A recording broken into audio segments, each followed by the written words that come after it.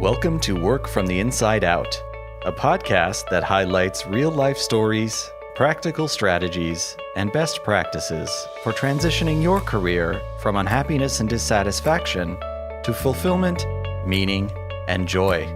Now here is your host, career and executive coach, Tammy Guler-Loeb. Hey everybody, I am so excited to introduce you today to my guest, Kathy Robinson.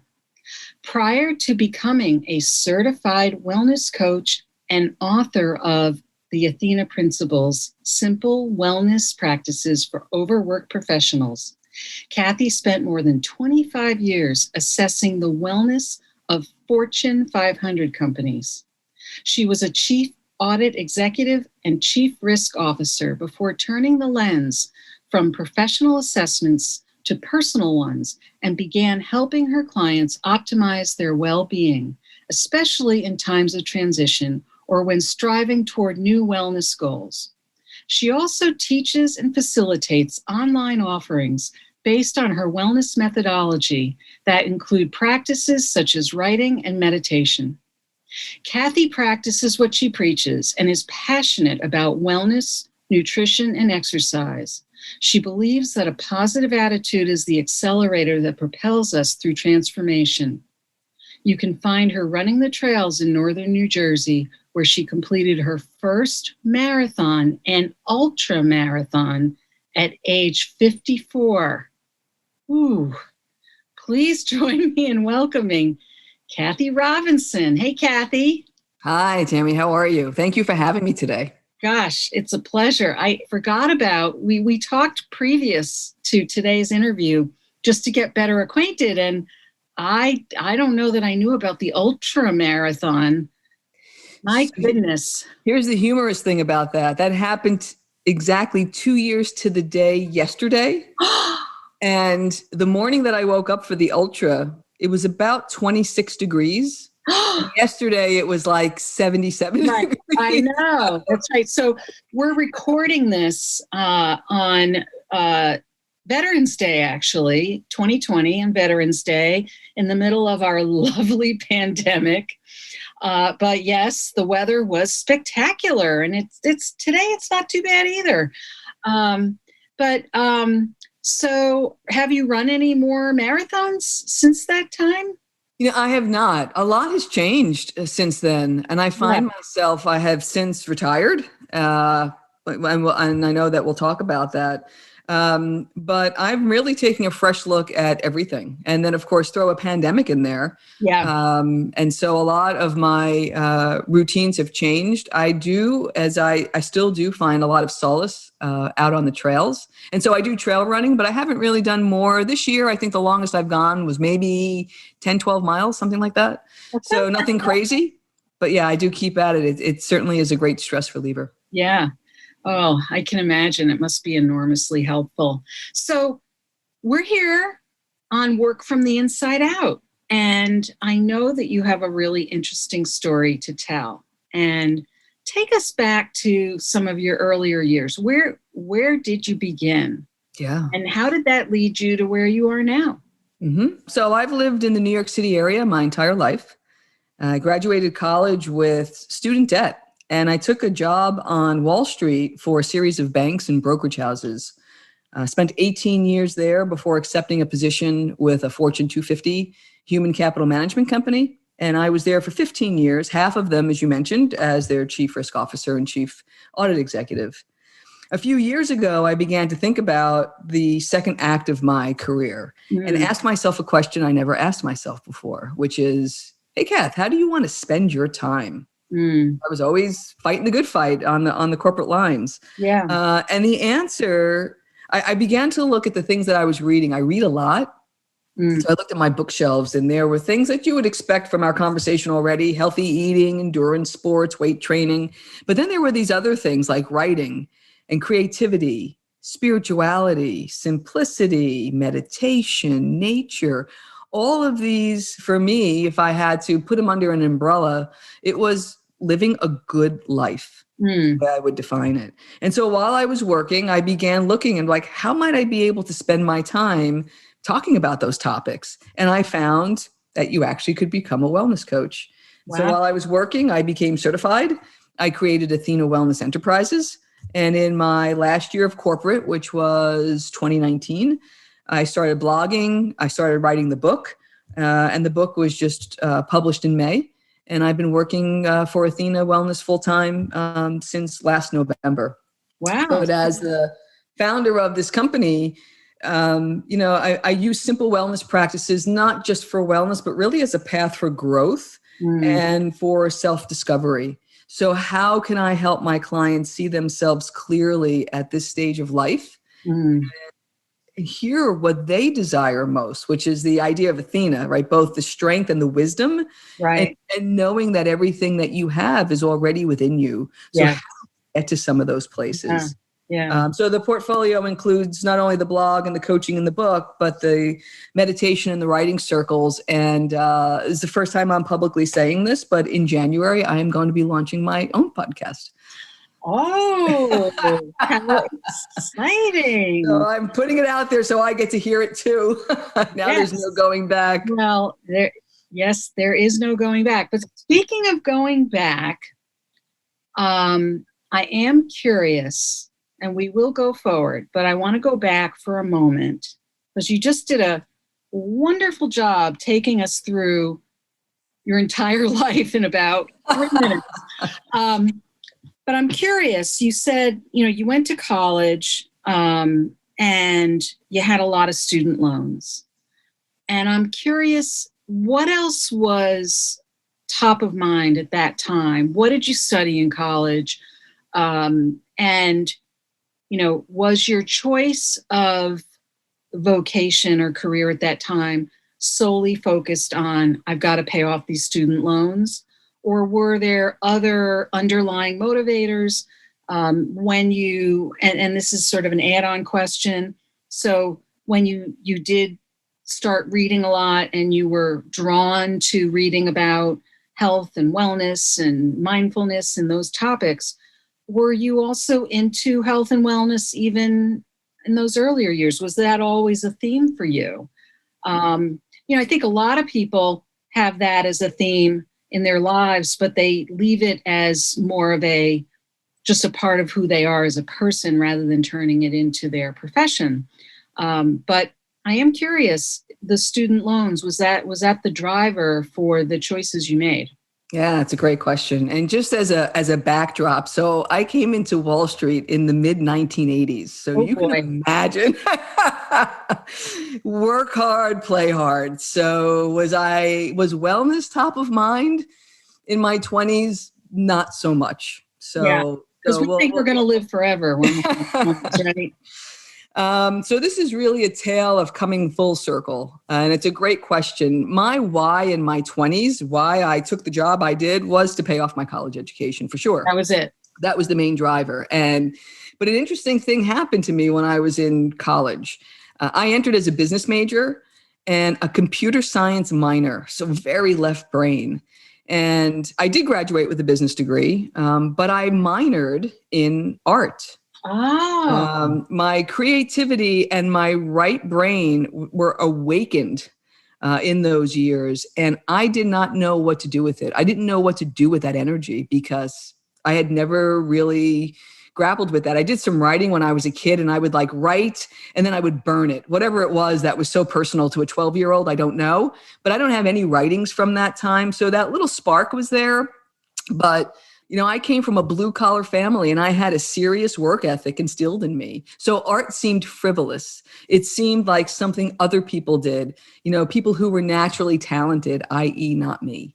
So when I graduated, I actually entered the business world with a bit of a heavy heart because I remember getting dressed in my suit and walking over to One Wall Street, briefcase in hand, and realizing I have to do this for an entire year before I get 2 weeks off. Just the whole thing of adulthood, just settling in and questioning, do I have to do this for the next 45 years? I couldn't get my head wrapped around it.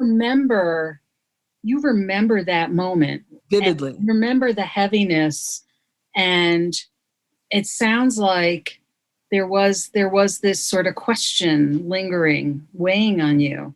Yeah. It wasn't like, oh, I'm a grown up now, I get to go to work. And no, if anyone would have told me that I would be in corporate, especially in the profession that I was in for almost 3.5 decades, that 22-year-old would have walked over to the Brooklyn Bridge, just swan dive. And I'm saying that jokingly, but it was that, like, I couldn't put it all together that, okay, I've done all this and now, like, this is it, kind of that feeling like this is what I do for the rest of my life.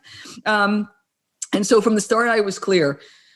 My happiness did not come from the work I did. I was good at my job. I gave 150%, but it wasn't my source of happiness. It was, I did get a sense of accomplishment. I got a sense of pride, satisfaction in a job well done. And I advanced up the corporate ladder, which was wonderful. I had wonderful experiences for the things that I got to do and the places that I got to travel. And there were things I liked about my work.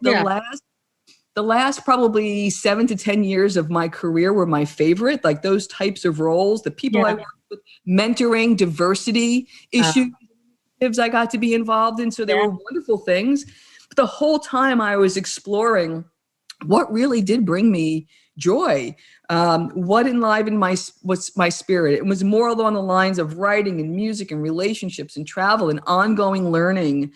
So I really kept this eye on how do I focus on the things I love while doing what I needed to do. And it was this feeling of living a dual life for a really, really long time. Now, and the whole part of designing this new life and why I feel like I've been reborn, is my work and my life are integrated now. Right. And it includes the things that bring me joy, that I actually got a chance to design my life with freedom and flexibility in mind, which are really top of mind for me, and to do work that's creative, that is lucrative. This isn't a hobby, it's a business. Right. It's affordable, that I can do this anywhere that I choose to be for many years to come. And so that's incredibly uplifting. I'm curious, that you at that young age had that awareness and through many, many years had an awareness that you were kind of living this dual life. Like there was this part of you that sounds like you were aware that there might be something else out there for you. Sure. Yeah. And yet you did grow into it in some ways. You did grow to a point where you did experience some genuine joy, that it wasn't just a practical, pragmatic step that you took. And yet I wonder if you had the opportunity to make this leap or this change earlier in your life, if you would be appreciating it or would have appreciated it or stepped into it in the same way that you have been able to now in the last, couple of years, the way you have. Yeah. Well, there's two things there. One is my dad was a welder. And so I remember him coming home, on summer days where he would be in boilers, welding. And, he was an Irish guy. My mom's Italian. He was Irish. So he'd come home with all of these welding burns on him and just dog tired from a hard day, at the office, which wasn't an office. So anything that I did in my career was never putting on, a welding mask and going to weld. So I always had that from a perspective standpoint that, I have never, for all of the work that I've done, I've never worked as hard as he did. Yeah. So that really always gave me perspective. Like, okay, I can complain that I'm going into an office, but I'm going into an office. Right. Like it's much different. And my job really did give me the benefit of seeing how a Fortune 500 company worked, because in my line of work, I got to see everything the company did, and I got to travel. I mean, I was a kid from New Jersey. I had never been off of the Eastern Seaboard, never mind on a plane. And I got to travel the world all those years. So there was always that balance.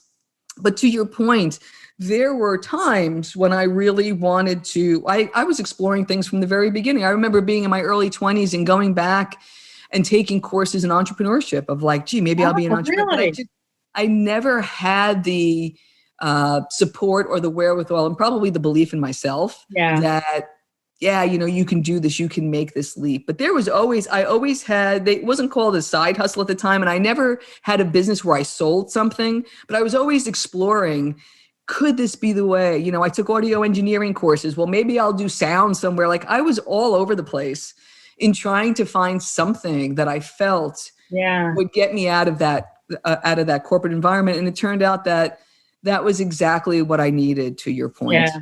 That's really, I mean, it's really interesting. And it makes me think about a lot of the people that I've interviewed who, made a variety of changes at varying points throughout their careers. But there is this thread that I've seen in a lot of people, this kind of, I'd say, thirst for learning, or hunger for learning. And it sounds like, you did some of that, taking courses, both because you knew there was something missing for you and you were able to fill that in some ways, even if you couldn't fill it entirely. So that I think that's really interesting that you were able to see that and do that for yourself. Yeah, and rather than just wallowing in what was, it sounds like you didn't just wallow in where the glass was half empty. You just kept filling it up. Yeah. And, it was the time of the birth of like self-help books. So I haven't thought about this in years, but I probably still have them somewhere. There were books at that time, like Do What You Love, The Money Will Follow, like stuff like that. Right. And so I was like all about that, like highlighting and underlining, like trying to figure this out. But, it took years to find, and I think it's the word purpose, that really comes with a sense of heaviness of like having to find an answer. Yeah. And so the purpose, even now, it's not clear. Like if someone says, well, what's your purpose? It's still evolving. And there's a quote that I use in the book by a poet named Antonio Machado. And he says, path maker, there is no path. The path is made by walking. By walking, you make the path. I had to walk this path. And now this is wisdom that has come way, way late in the game. But there was tension between the life that I was living and the life I was envisioning. And that was the fuel that kept me going. I didn't like feeling boxed in like that. Even though I was showing up and doing a great job, there was that underlying feeling. And to your point, I guess there were more destructive ways or ways of maybe pushing that aside. And to me, that was really fuel. And I think my wellness philosophy was born out of mindfully experimenting on myself. I didn't know this at the time. I wish I did, right? It would have been, oh yeah, I'm just experimenting on myself. Like, just chill out, Kathy. That wasn't the case. But all the things that I was doing for myself, from a stress reduction and personal transitions and career transitions, all of that kind of fed into this philosophy. Well, I also, want to commend you and because I think there are a lot of people who would have been very happy with the compensation, or started to feel like, oh, well, now I can't make a change, right? And they would have, instead of taking courses and, delving into self-help books and all that, they would have drowned their sorrows at the bar, or, developing some other kinds of habits. Now, maybe you did. I don't know. Well, but I think along the way, some people really, have gone. I'm sure people like that, but who really went down a deep, deep alcoholic rabbit hole because they just couldn't find their way in another direction. But it sounds like you were really able to find a number of different outlets, and yet you weren't trapped. You could have walked away at any point, and clearly you were making choices all along the way. Before we go further into what you're doing now in your book, I was just referencing some of the notes I jotted down from our initial conversation, and my listeners know that I do pre-interviews, but I just wanted to make note of a couple things that we talked about, which is, you had a paper route for 11 years. I was 11 when I had my paper route. No, I didn't have. Oh, okay. You didn't have a paper route for 11 years. I think that conversation. You were 11 years old when you had a paper route. Okay. I've been working since I was 11. Yeah. That's okay. I said 11 years paper route. I'm like, she had a paper route for 11 years. Things weren't that hard, Tammy. Okay. So you could have just gone along with it and said, yeah, I had a paper route for 11 years. I was still 25. I was riding a bike around throwing papers on people's lawns. Okay. So that was misinterpreted. So you've been working since you're 11. You had a paper route. For those who don't know what a paper route is, look it up. And then the other thing I just wanted to add into the mix here is there was a point at which you wanted to be a teacher. Teacher, I think there was a time when I thought that I would go back and get a master's and a PhD, and that collegiate life might be for me. That was short-lived. I was on Wall Street at the time, and I think I didn't realize how burnt out I was when I was having those thoughts. Oh, okay. But I was really looking for an exit at that point. Yeah, so that did somebody talked you out of it, or somebody told you. Oh, that was when I was in high school. Okay. Yeah. Somebody said, don't be ridiculous. Yes, that's correct. I know the story that you're talking about now. Yeah, my initial thought, because I didn't have a whole lot of guidance. I didn't even want to go to college, and I said when my mom really wanted one kid, like, let's do this, and so I thought, well, maybe I'll go and be a teacher. And one of my teachers pulled me aside and said, why don't you take a look at business? Like, that might be better suited for you. And, think broader, I think was her, think beyond what you're seeing here. There's a big world out there was what she was coaching me toward. Interesting. It is interesting how the role models we had as kids and how that really influenced those early choices we made. And for some people, the choices that we made even well into our middle and later adult years in terms of work and how we think about work and how we think about whether it matters, it matters how happy we are at work, depending on whatever our role models were for work. And I don't say this in a disparaging way, because I think that, for example, your parents, my parents, they grew up during parts of the Depression and World War II and all of that. And those were very different times. The attitudes about work, making a living were so different. And so some of that was going to rub off on us. But it definitely, changes the way we think about things. And clearly, what I'm fascinated by is that, you spent more than 3 decades in a corporate career that it really grew on you over time. And those last, it sounds like 7 to 10 years, there were a number of things that really you started to do that have now you've been able to translate in many ways into your own business, and yet really now make the business your own where you are now. Exactly. And I think there was a convergence, right? Yeah. I think that before I could show up in a business as myself, I needed to do that in my corporate life. Yeah. The other thing that I think was a big turning point, and again, this isn't conscious at the time, but I'm looking back at it now and I can articulate it now. Sure. By staying in corporate, I was my own patron.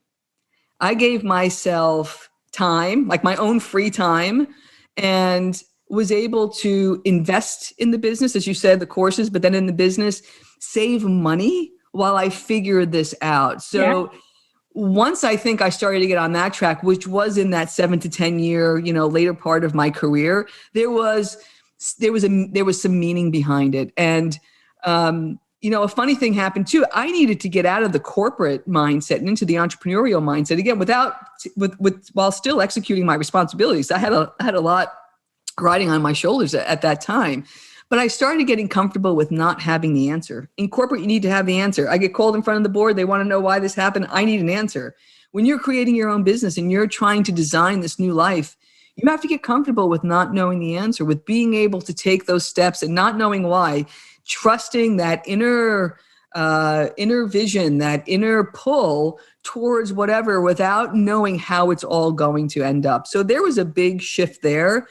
I also think that as time went on, I got to see that there was a lot of parallels in the work I was doing and what I wanted to do. So you read the bio of there. I had an aha moment where I realized, oh, I've been assessing the wellness of companies this entire time. Let me look to that methodology. And once that clicked into place in 2018, it was basically like a download of my wellness methodology. It's like, you've been doing this. This is a continuation. You're shifting your focus now to individuals. So I think now of late, and I'm talking in the last couple of months, probably since we've been under quarantine, it's been heartening now. As I look back, I can clearly see I have been on this journey my entire life, but it took a long time to gain the perspective that I was actually living my purpose all along, right? But all of these experiences had to be alchemized to be able to turn them into something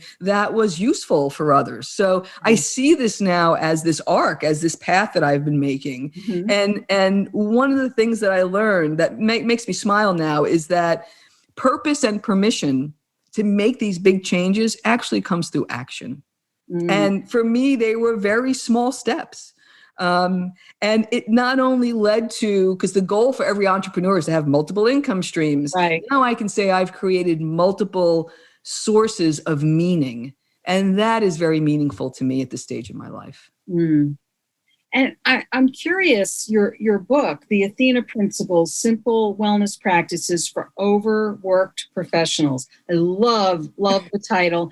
And I encourage everybody, unless you think you're not overworked, I encourage everybody to get their hands on this book. And we will have links in the show notes to the book.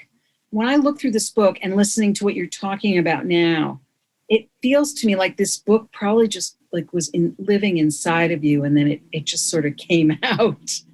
Like I'm curious to know how much of this book really required you to do research. It feels like there's so much here that must have just developed over time. I think the seed came from, I feel better and I'm more fit in my mid 50s than I was in my mid 30s. And I wanted to tell that story of what was it? Certainly, yes, there's a methodology, there's a philosophy that's wonderful, there's practices, but it was more of the stories. And I think through my story of how I connected with my body and then my mind and then my spirit, it was these series of awakenings that I had between my 30s and my 40s that kind of led to this. That I think gives readers the permission to be able to look to try to reconnect with their own body, mind, and spirit. And the principles that we talk about of, how do you treat yourself with self-compassion? Yes. What's your deep soul level motivation for changing your lifestyle if you want to? Right. How do you show up for yourself consistently and with enthusiasm and optimism? And then how do you, I think my task was, how do I make this so it can be customizable? It's not one size fits all. This is one size fits one. So it's a shell, if you will, that people can use and adapt so it works for them where they are in their journey and where they are in their life. Yeah, absolutely. And I love the way you give great examples of different people, men and women, who have worked through these principles, and you illustrate it beautifully how it can carry itself out on an individual basis, but it gives somebody enough so that they can imagine themselves doing these things. And I do think the whole notion of self-compassion is so critical to this. It doesn't matter if you're 55 and you're just starting to exercise for the first time. I love the spirit of the book. And this is coming from somebody who has always had a tough relationship with exercise myself. And I exercise regularly now, but I know what you're speaking about here, in terms of being in better shape probably now myself than I was in my 30s. Although if you looked at me, you wouldn't know that, but it's true. But I think that I really do. The accessibility of the exercises, both in terms of what you can do kind of mentally and, how you can really help to shift your mindset by using the exercises and the tools and the the different places throughout the book where you can make notes and write things down. It's very, very helpful. So it gives people who have different learning styles and different ways of thinking about things. There's something for everyone here in this book. And I really appreciate that. We often say, you can't be all things to all people. And yet the other thing I'm imagining is I could see where you could have, a book group or a small group of people who do this together and get together and use this book and support one another by using your book and supporting one another in some of these exercises and practices. I think it would be a really lovely way, especially if people are starting out together to try to get healthier and work on their health. So I wish you all the best going forward with your book. And I do have to say, I think the cover is just so lovely, the design and the whole book. It feels good in your hands. And I thank you for sending me a copy of it. I really do appreciate it. So I know I sound like I'm plugging the book, but guess what? Guess what, folks? Okay. I am plugging the book because I really do think it has a lot of value. I think that your approach is one that it's not one of these one of these shows like The Biggest Loser. It's like, oh yeah, lose 60 pounds in 6 weeks. Not realistic. Let's talk about how do you just start to generate some overall good wellness and health within yourself, right? Absolutely. And I think to be able to emotionally connect with why this is important, I think that really helps people get up and take that next step. This isn't about some Instagram, picture that, some ideal. This is about how do you feel good about yourself? How do you feel good about life? And so it goes beyond just body and nutrition and exercise on how do we simplify our life? How do we, and this isn't, they're not big, these are small things that I could do when I was working. And in fact, one of my favorite things, and I find I need to do it less now than when I was working, I would set my alarm for 5 minutes. There were days when I worked in corporate, and everybody can identify with this, that you just don't have the time and you're stressed to the max. 5 minutes, I would set my alarm when I first got up. I would lay in bed, put my hand over my heart, and just repeat to myself, for the next 5 minutes, nobody needs you, and you do not have to make a decision. And that little seed of a space, you can just breathe into that and you can feel it, and it sets the tone for the day. So these aren't like some big things. No one has to sit on a meditation cushion for an hour. I get it. Right. I work from home now and I don't have that kind of time. Right. But there are things that we can do that support and give ourselves some space to be able to listen, because this is all about listening to what we need. It's not me telling you what you need. It's you hearing what you need at this point in time in your life, and then giving that to yourself in some small way. Absolutely. And if you don't stop and do something as simple as that, right, you're not going to figure out what you need. Because, we don't always know what we need because we're so busy being busy, right? Exactly. So tell us about your business now. Now you've left corporate, which was a huge move. We know that. And I assume that you already had a vision for what you wanted your company to look at like before you separated from your day-to-day corporate work?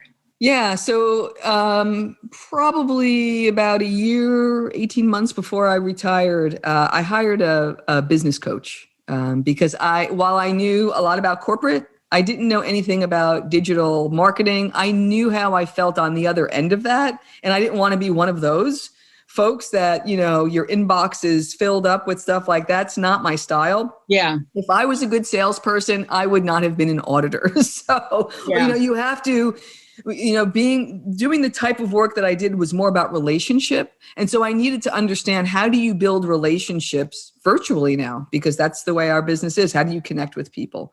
And so I think this idea of being my own patron and doing this slowly, it gave me the time to be able to understand how this new world worked and to be very mindful as I was meeting folks. You mentioned the book cover. That was through a series. I met the designer through a series of things that seemed very disparate that actually brought me to her. And now she's part of my virtual team, and I adore her. So being able to build that kind of team over time was really important to me. And the same thing with clients. I did not. And I told all of my business colleagues when I left, like, I never want you to see me coming toward you and go, oh my God, here she comes, because I'm going to be asking for something. Like, I didn't want to be that person. So this is more about relationship building. And I have been heartened at how willing people have been to help. I haven't even had to ask. And so I feel like if I show up, if I have a good product, I've got a good reputation in the business world, and now I'm getting booked, like for next year, whether it's virtual or in person. The calendar is starting to fill up of going out and doing talks and talking at conferences and so on. The podcast tour, I had no idea last year at this time that I would ever entertain doing a podcast, but I loved talking with people in this format. I mean, I would have never met you if it wasn't for this. So folks that you meet along the way have been really important to me. So while I think I needed to know that I had a workable, sustainable business model, what that looks like over time, who knows? Right. Like, the world is changing too, and you need to be fluid. I always say you have to have a clear vision, a good vision, but flexible plans. Like how I get absolutely, there, we'll see how that goes down. But I every day show up with a lot of intention and a lot of optimism. And I feel like this past year has been a lot. I get up in the morning and I say, you're planting seeds. It's not your job to worry about what's going to sprout, when it's going to sprout, what that's going to look like. And everything that comes to me, I'm very mindful of, like, that was a beautiful gift. Like, you just received, like, it's going both ways. It's not a one-way thing. So the business model has worked overall the way I thought, but what I didn't know was how it was going to feel to be able to do this every day. And that has just been off the charts, which has been amazing. Well, that's the beautiful side of the unknown. People often are fearful of what's going to happen. They always want to know what's going to happen. And the thing is there's some real gifts that come with not knowing what's going to happen. Absolutely. And I understand why people are fearful, but we're not going to know what's going to happen. So you might as well just enjoy the surprise. Yeah. I think the biggest fear and doubt I had, and you can guess just in the conversation that we had, was, okay, I had an ATM machine at the ready all those years, right? It was a reliable paycheck. Yeah. And I know at the beginning when I was working with the business coach, I literally could feel the fear grip my heart, my chest. Like, it was that visceral. And then one day I was just, in right brain, la la land. And it occurred to me, like, have you ever really failed at anything you really set your mind to? No. Like, I turned the question around, like, why would this be any different? Why would you? Instead of seeing all the things that could go wrong, why would it? Yeah. And from that point on, I'm like, wow, yeah, this is real. And it turned into much more of an adventure, which is what kind of you're getting at, of this unfolding. And I heard this great quote, something to the effect of, I live in perpetual creative response to what arises, or something like that. Yeah. And it's like, I love that idea of, hey, it doesn't matter whatever's on the horizon, it's going to be fine. If anybody told me we were going to be in the middle of a global pandemic when I was launching this book, I think I would have gone into heart. And as it was coming along, it's like, it'll be fine.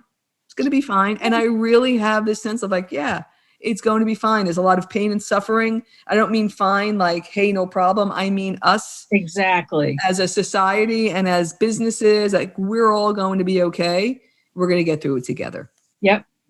And it's not, but you're not saying that with blinders on. You're not just sugarcoating it. It's, I always say to people, the first thing you have to do is trust yourself first. So if you're going to run around saying the sky is falling, then that means that you don't trust yourself to find some shelter, and or that you don't trust your own survival instincts. So first things first, make sure you have a place to run and cover yourself, you know, have a plan B, have a plan C, Yep. you know. Yeah. I mean, it's not for the faint-hearted, as you mentioned. Like, this isn't, But you know, life isn't, to be honest with you. I mean, given you know, the life that we're all living these days, the uncertainty is at its height. Life is always uncertain. We never truly know what's around the corner, and yet we're shining big bright lights on that lately, because of, you know, what's going on in our country and with the pandemic and everything else. There's a lot of heightened sensitivities and energy around just everything feeling uncertain, unprecedented, and all those words that keep getting thrown around. yeah. The fact of the matter is that we have control over certain things, and those are the things we have to pay attention to. Right. And anybody that's started a business understands that, much like a relationship, it's a mirror back to you. So any of those fears, any of those uncertainties will get reflected back. And so it's also been a tremendous learning experience of not only, you know, what we're capable of, but the resilience and how we overcome and how we can creatively address whatever it is that presents itself. It's like, there's always an answer. You know, there's always a way to get through. There's always a way to overcome whatever challenge comes your way. That's part of the game. It is. And it's also how you define it, right? So if you, you know, define something a certain way, or define, you know, I always talk about, you know, how do you define success? Well, that's in the eye of the beholder. So if you get yourself stuck in any one perspective, then that's when you run into trouble. If you decide, you know, yes, like you launched this book, you know, on the heels of a pandemic, then your definition of successfully launching a book, the activities and the actions you're going to take are going to have to change. That doesn't mean that it still can't be successful, but the activities around it are definitely going to look different than what you were planning on. Yep. Oh, well. Yep. The world still needs this book. In fact, if anything, it needs it even more. So if anything, I think you have more of an opportunity, and there's more people sitting at home with time to read a book. So, you know, in some ways, maybe this is an opportunity. And I'm not known to be such a Pollyanna, so, you know, but it's true. So, you know, I think that there's a lot that people can really learn and gain from what you're bringing to the world now. And congratulations on now you're at the 1 year mark of launching your business. So happy anniversary. Thank you. And so tell us, what else is on the horizon? How can people find you? Yeah. So, you know, next year is all about podcasting, which I'm so excited to be learning about. And there's something, as you know, there's something very intimate of being in somebody's ear. And my hope is that this is a very inspiring, very uplifting type of podcast. The tagline is reclaiming our warrior spirit. Ooh. To go in line with Athena. So the title of the podcast is it's the Athena Wellness Podcast, Reclaiming Our Warrior Spirit. The Athena Wellness Podcast. Okay. And it's going to launch beginning of January. So that's kind of the big thing. For me, still working through the book. The best place for your folks to get, your listeners to get in touch with me would be athenawellness.com. And there's a free download of the Athena principles and an action plan. So wonderful. you don't have to buy the book. They can kind of get an overview and try it out. You do have to buy the book. And there's a link to the book. There's a link to Amazon on the website as well. But yeah, there's a PDF there. You should buy the book. You're definitely not a salesperson. Okay. I told you. I'm in it for the long haul. No, I really appreciate your messaging around small steps bring about great results, because I think that that's true. And I want to thank you for being here today. This has been really interesting. I love your story. I love the way in which you have filled up your life, and now you're bringing so much to other people. I really encourage people to check out Kathy's website and soon to be podcast. In fact, soon after this show airs, your podcast will air. That's great. So you'll have lots of listening pleasure. So thank you for being here today, Kathy. Thank you so much. I really appreciate it. I hope you enjoyed my interview with Kathy Robinson. It was so interesting to speak with her and learn more about her professional journey. What is your key takeaway from our interview? If you are interested in any of the resources mentioned in today's podcast, you can find them on the blog page of my website at www.tammygoulerloeb.com. Just look for episode 106. Are you anticipating your next professional move? Or maybe you're just feeling a little stuck. Get specialized group and individualized support, insights, and accountability from a brilliant mix of professional women in a safe, non-judgmental creative space. Join one of my small hybrid mastermind coaching groups. We're starting on a rolling basis. You can learn more at https://bit.ly/navigating career change. If you were inspired by this episode with Kathy, please share it with your friends and colleagues. And don't forget to subscribe so you don't miss next week's show. Remember, subscribing is always free. Are you enjoying the podcast? I'd love to read your review on Apple Podcasts. It's easy to find through my website at www.tammygoulerloeb.com/podcast. Just click on the Apple Podcast button and follow the instructions provided there. Thanks so much for listening. And remember, it's never too late or too impossible to increase your sense of fulfillment and satisfaction in your work and other meaningful activities. Let me know how it's going for you. Bye for now. Thank you for listening to the Work from the Inside Out podcast. For more information, you can find us at www.workfromtheinsideout.com.